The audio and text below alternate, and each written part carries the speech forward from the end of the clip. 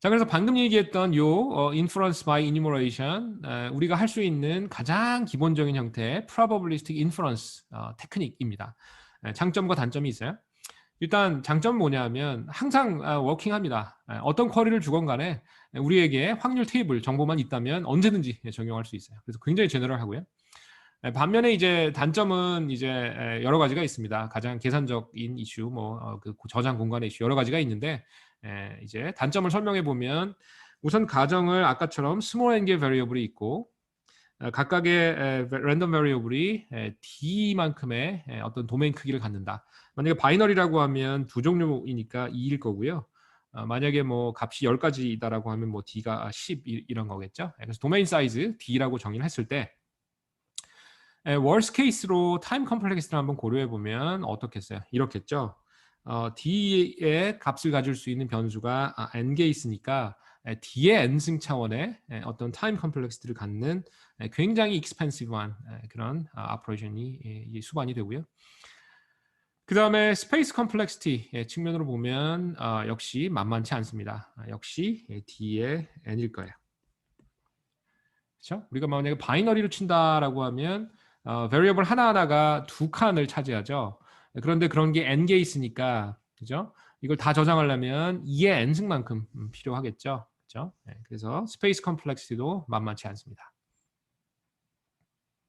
자, 우리가 앞으로 곧 probabilistic inference에 대한 여러 가지 테크닉들을 배우게 될 텐데 그 테크닉들을 설명하기 위해서 어떻게 보면 베이스라인으로 가장 그 기본적이고 좀 어떻게 보면 좀 이그조스티브한 좀 이제 조금 너무 단순한 그런 방법이라고 생각될 수 있는 그런 inference by enumeration 측면으로 이제 우리가 배우게 될 여러 가지 probabilistic inference 테크닉들을 이제 어떤 그 의미를 갖는지 설명을 할 수가 있을 거예요. 자, 그래서 첫 번째 우리가 배우게 될 probabilistic inference 테크닉들 그들을 이제 뭐 분류해 준다고 해야 되나요? 분석할 수 있는 첫 번째 디멘전은 뭐냐면 방금 전에 이그젬플에서 봤던 그 테이블 joint probability 테이블이죠. 이 테이블들을 이제 reduce 해주는 그래서 그 joint PDF 테이블이 굉장히 클 수 있어요. 아까 바이너리고 n개 베리어블이 있다 그러면 이제 2의 n승만큼의 엔트리가 필요하잖아요. 그렇죠? 그래서 n이 커지면 급격하게 이 joint probability 테이블의 사이즈가 커집니다. 그래서 이런 테이블의 사이즈를 줄여보자. 어떻게 줄일 수 있을까 하는 견지로 만들어진 테크닉들이 있습니다. 예를 들면 첫 번째로 독립의 가정을 쓰는 거예요. 그래서 n개의 베리어블이 있는데 각각이 두 종류의 값을 가질 수 있는, 즉 바이너리 베리어블이 n개 있다라고 했을 때 그 베리어블들이 모두 독립이라고 해보죠. 그러면 joint probability 테이블의 사이즈가 얼마가 되겠어요? 일반적으로는 사이즈가 2의 n개의 엔트리가 필요할 거예요. 뭐 정확히는 빼기 1이겠죠. 근데 그냥 간단하게 2의 n이라고 해봅시다. 근데 그 n개 베리어블들이 모두 독립이에요. 그러면은 두 칸인 거 n개 있으면 되니까 2의 n이면 되겠죠. 그래서 2의 n승과 2 곱하기 n은 엄청난 차이입니다. n이 커질 때. 그래서 이 독립의 가정이 그만큼 파워풀한 거고요. 반면에 이제 이 독립이라는 게 너무 센 가정이라서 이것을 조금 약하게 하는 것이 현실적일 수 있어요. 그래서 뭐 방금 바로 이제 그 뒤이어 이야기하겠지만 컨디셔널 인디펜던스라는 것도 우리가 가정을 할 거고요. 그 전에 이제 코젤리티라고 하는 것도 한번 살펴볼 수 있습니다.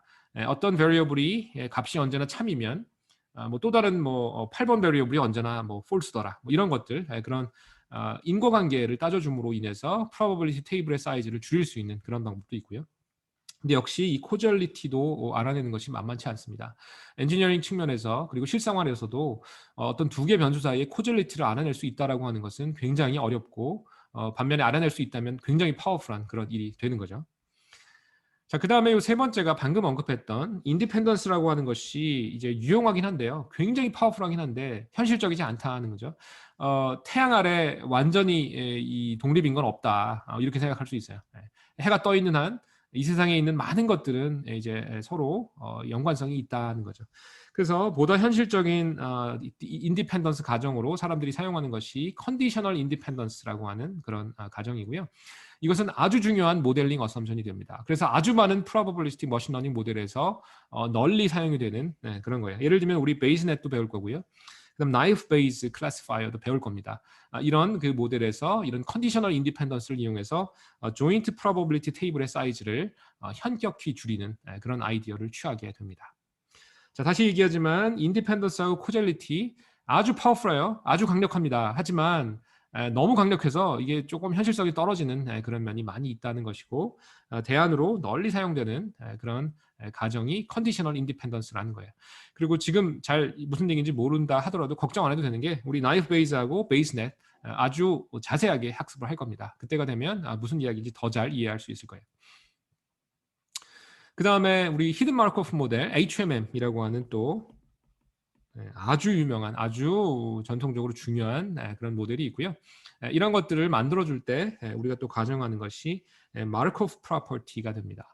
예를 들면 first order 마르코프 프로퍼티에 따르면 현재 값은 과거에만 디펜던스가 있어요. 그 전전 이런 거에는 디펜던시가 없다라는 거죠. 그래서 마르코프 프로퍼티를 이용해서 조인트 PDF의 그 크기를 줄일 수 있는 그런 아이디어를 차용한 것이 역시 우리가 자세하게 학습하게 될 히든 마르코프 모델입니다. 자, 그 다음에 latent variable이라는 것을 또 도입할 수 있어요. 이게 무슨 얘기냐면 예를 들면 여기 이렇게 많은 variable들이 있는데 이 서로의 관계를 한번 우리가 따져줄 필요가 있다라고 가정을 해보죠. 그러면 이 첫 번째 거 하고 두 번째 거, 첫 번째 거하고 세 번째 거, 첫 번째 거하고 마지막 거 이렇게 따져줘야 되고, 그 다음에 첫 번째 거하고 두 번째 거는 했으니까 뭐 두 번째하고 세 번째, 두 번째, 네 번째 뭐 이렇게, 여기 있는 거 뭐 이렇게, 뭐 이렇게 굉장히 많은 가짓수가 있겠죠. 그런데 이거에 대한 대안은 뭐냐면 이렇게 하고 여기에 우리가 실제로 뭐 존재하지 않거나 아니면 뭐 존재하는데 관찰을 못했거나 이런 히든 베리어블이 있다라고 가정을 했을 때 히든을 매개로 해서 이렇게 관계 정립을 한다라고 하면 훨씬 여기서는 이제 리니어 오더로 줄잖아요. 그죠? 쿼드레틱 오더가 리니어 오더로 줄죠. 그래서 훨씬 적은 수의 그런 어떤 그 파라미터를 이용하는 그런 모델로 바꿀 수 있다는 거예요.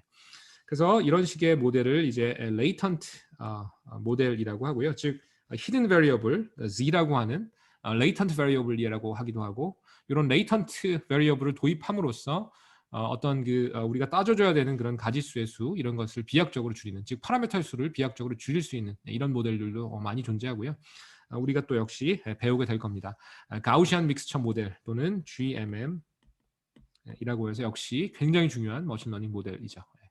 자, 그래서 이런 아이디어를 써가지고 이제 그 프로버빌리스틱 머신러닝을 해주게 되는데, 이런 모델들의 공통점을 이제 따져준다라고 하면 이제 일종의 우리가 알아야 되는, 이뉴머레이트 해야 되는 프로버빌리티의 어떤 가짓수 같은 것을 줄여줄 수 있는 그런 방법이다라고 볼 수 있겠습니다.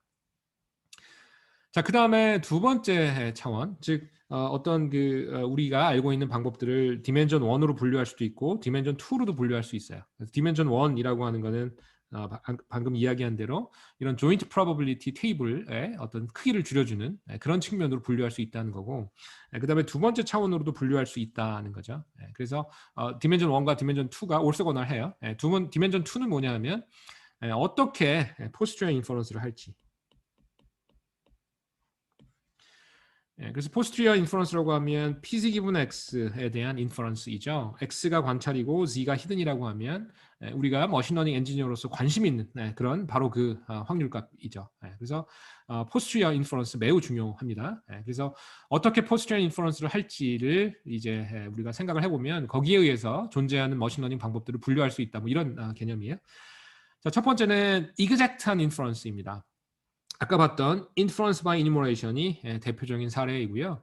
이게 사실은 프랙티컬하지 않아요. 그렇죠? 아까 보면 D의 n승 오도로 time space complex를 갖잖아요. 그래서 현실적이지 않습니다.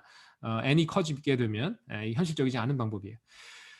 자, 그래서 많은 경우에 프랙티컬한 머신러닝 방법들은 approximate한 posterior inference를 사용하게 되고요. 거기에도 여러 가지 종류가 있습니다. 첫 번째로는 variational inference 또는 VI라고 하는 방법이 있고요. 뭐 가장 유명한 이그젬플은 EM이라고 해서 expectation maximization이라는 방법이 있습니다. 여러분 학습하게 될 겁니다. 그 다음에 이제 뉴럴 네트워크를 학습하게 되면 그때 VAE Variational Autoencoder라고 하는 모델에 대해서도 여러분이 이제 학습할 기회가 있을 텐데요. 이 Variational Autoencoder도 이 Variational Inference에 근거하고 있습니다. 자, 어쨌든 approximate한 posterior inference의 한 종류로서 Variational Inference라는 것이 있고요. 이것은 일종의 deterministic한 approximation입니다.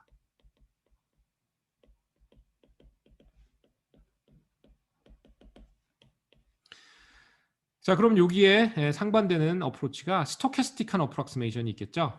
그래서 그것이 그 유명한 몬테카를로 샘플링입니다. 아니면 줄여서 그냥 샘플링이라고 하기도 하고요.